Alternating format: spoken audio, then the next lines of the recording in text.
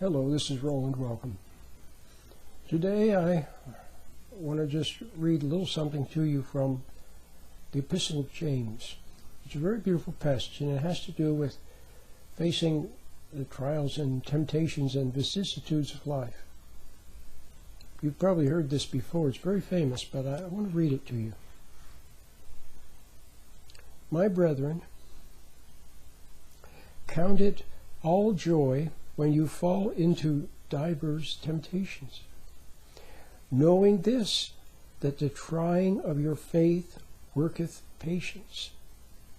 But let patience have her perfect work, that you may be perfect and whole, lacking nothing. So he's saying, count it a joy when you fall into various vicissitudes of life,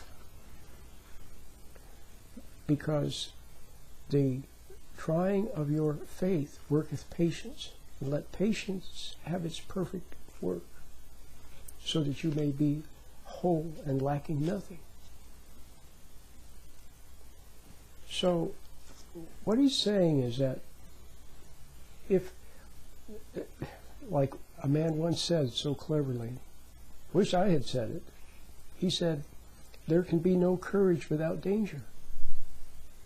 Okay, there has to be danger in order for there to be courage. There has to be hate so that you can express love. And the lion tamer needs the lion. See, you can't be a fearless lion tamer if you don't have a lion to practice on. You can't learn to play the piano without a piano to practice on, or a violin. See? You can't learn to play tennis unless you actually play tennis.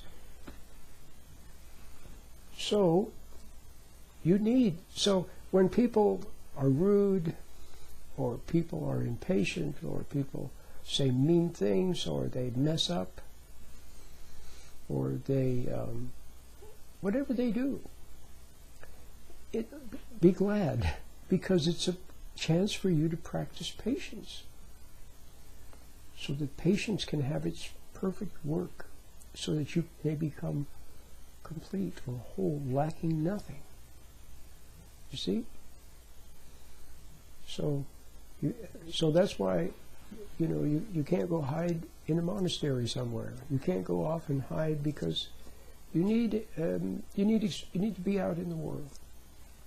But having said that, you have to be attached to your inner ground of good. Buddha talked about detachment, becoming detached. He was right. I think Buddha was much wiser than people realize. See, what happened is, after Buddha, then his followers came along and they messed everything up. They made it into rituals and dogmas and practices and things that you have to do. See, it's always that way. It happened to Buddhism, to Christianity. It happens to everything. So the sweet truth becomes totally corrupt and ruined. But don't let it be ruined for you. Just see that there is a truth, and you must relate directly to that truth. See, that's what it is. You don't need a middleman. You don't need a middleman. You can relate directly to truth, to your intuition, conscience, to what you know in your heart. Okay? You were close to that when you were a little child, but you lost it when you became emotionalized, and then you became worldly and outer directed. So here's the thing. You become detached, but reattached.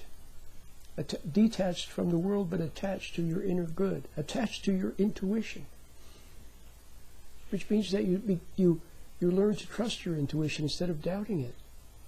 See, you've always doubted your intuition. How many times have you heard people say, trust your gut, trust your intuition? Okay, but then what do? You doubt it. See, you discount it. You don't even pay attention to it. You listen to what other people say, to what authorities say, teachers say, experts say, to what See? Or nutty ideas that pop into your mind, or what you read in a book somewhere, or what some teacher said. You have to learn to trust what you know in your heart. So, you've always, you fell away from that when you were a little child, so you grew up pretty much having to rely on other people and what they said. Well, that's okay, that's normal, that's the way it is. But now that you're an adult, you have to refine your intuition and begin to flow from it, like Albert Einstein did. All the great inventors and explorers and the truly great artists, Mozart and Beethoven, and the true mystics. See, now maybe they're 1 in 1,000 these times. Maybe they're 1 in 10,000. Maybe they're 1 in a million. I don't know. Sometimes I think it's 1 in a million, and other times I think just, maybe there are a lot more people. See, there are a lot more people who could find their intuition and begin to flow. You could become your own person. You could become a genius. You could become adept at handling things and have savoir-faire and know the right word, to know the proper measure of giving and withholding. You'd know what to say, what not to say. You'd have grace and tact and wisdom and understanding to deal with other people. But now you don't have that. Now you're like a selfish ego. See? Without any understanding at all, just some kind of knowledge that you got from other people, which is very crude and often wrong. So, how you get back in touch with your intuition? Well, it's like I've always said. You can try the meditation that I have. The meditation that I have will help you. Secondly, you just simply have to see that you've become outer-directed and you're not your own person. You've been misled, and then you resented people for misleading you. Now you have to trust what you know in your heart again. So you have understanding, which comes to you in the moment. See? It comes to you wordlessly. See? So, then, but once you refine your intuition, you get my meditation, you learn how to find your intuition, flow from it. You learn how to be in the present instead of lost between your two ears. And you begin to look to your intuition in all things. See, a lot of times when somebody comes up with something, a certain situation, or they say something, or something happens, I don't know what to do. I don't know what the right thing is. I watch. I stand back and I observe, and I wait until I do know, and then all of a sudden I know. See, something comes to me to say, or perhaps nothing. Maybe nothing needs to be said, but it comes from within. See, not something I dredged up from my brain, something that was stuffed in my brain in some college class somewhere, that I read in a book. But it comes to me fresh. It's alive. Remember Christ said, see, he lived by his intuition. He said, my words are life. He said, the letter kills, but the spirit gives life. So your words have to be alive. How many times when you were a child, did your parents talk to you instead of talk at you instead of to you? They talked at you instead of to you. See, the authorities were arbitrary. Their timing was wrong. They didn't have understanding. See, they didn't have understanding. That means they weren't attached to their intuition. That's what you need. You need understanding. So you can be patient with other people. Even patient with the authorities who you have hated. See, that's your mistakes, that you resented people. They didn't have understanding. They didn't have love. You sensed they didn't have love. Real love. So you resented them. You hated them. Even your parents. They messed up, or they were selfish, or they were on drugs, or your mom was yelled at you, or your dad wasn't there, and so you hated him. Your brother was mean, so you hated him. Your sister was cruel, you hated her. The other kids were sometimes bullies, and you hated them. The teachers were phony, and you hated them. Okay? So that's your mistake. You're full of hate. So the first thing you're going to have to see is that you're going to have to start giving up hate. But let's suppose that you do, in fact, have a change of heart. You hear what I have to say, and you've been seeing it for a long time yourself anyway. You've known that you've been resentful and hateful, and that you haven't been living properly, and see, you've been phony with people, and you've sensed it, and you've wanted to change, maybe for a long time. You've just been waiting. Well, maybe you could start now. Get the meditation, start to have a change of heart about things. Let your heart soften, and see your errors, and regret what you see, of course, regret what you see. Okay? But just wait for the good Lord to repent you. Just whatever you need to see, just see it. If you've been hateful, then just see it. Regret the way you've been. Realize that you can't change yourself. So you realize that in the light also. In God's light, in the light of intuition, you'll see that you can't change yourself. But you'll also see that He doesn't hate you. Maybe you hated Him, but He doesn't hate you. But just see all of that and wait, okay? And bear the pain of seeing your own wrong. And then all of a sudden, see, the clouds will go away and the sun will shine, and joy will return, and you can wipe the tears from your eyes, and life can be good. Okay.